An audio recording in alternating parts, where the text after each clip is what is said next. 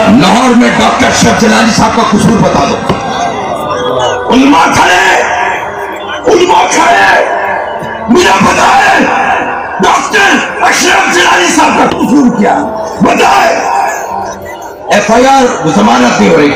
मैंने रात मुफ्ती साहब से बात की, मुफ्ती नईमी साहब से, दारुल नईमिया लाहौर, कारी जफर बहादुर, डोगर सरदार ताए डोगर जो लाहौर डिवीजन के हमारा सदर है डिवीजन का, चलिए जेल में मिल जाएगा 4 दिन पहले।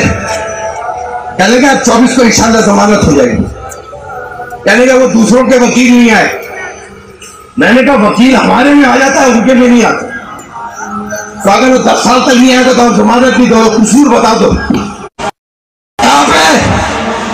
तो मर्रा भेजा गया साहबा पे, बताओ वो गिरफ्तार क्यों नहीं हो रहे?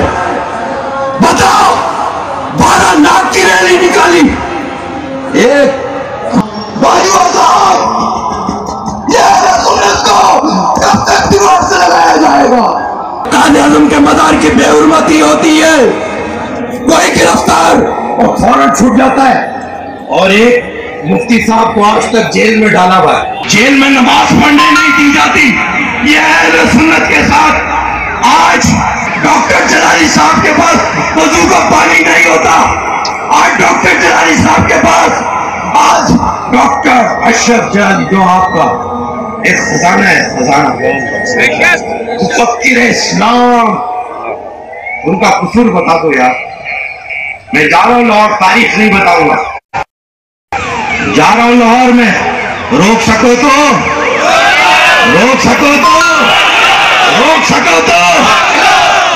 अहले सुन्नत को दीवार से लगाना बंद कर दो। जागो सुनियो, जागो। तुम्हारे उलमा गिरफ्तार हो रहे, वो गद्दार गिरफ्तार नहीं हो रहे, खबर ना देते रहते।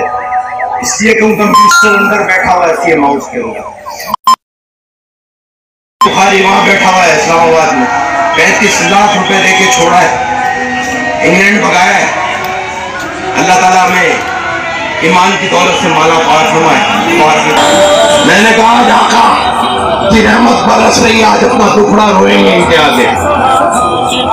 ठीक नहीं मानते, हम बता रहे हैं चुन्नियां नहीं पहनी, और अगर अपने रंग में आ गए, कसम खुदा की पूरे पाकिस्तान में इनका पाप भी जूस नहीं निकाल सकता।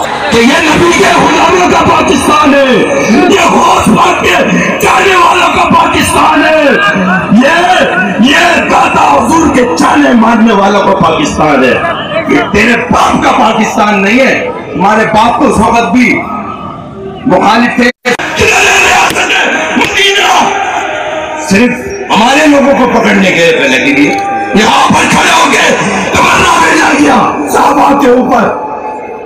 आज तक वो गिरफ्तार नहीं हुआ। मैं कमर बाजवा साहब, फैज हमीद साहब और चीफ जस्टिस साहब से मोदेबाना दरखास्त करता हूँ, हम भी वही पे वतन है,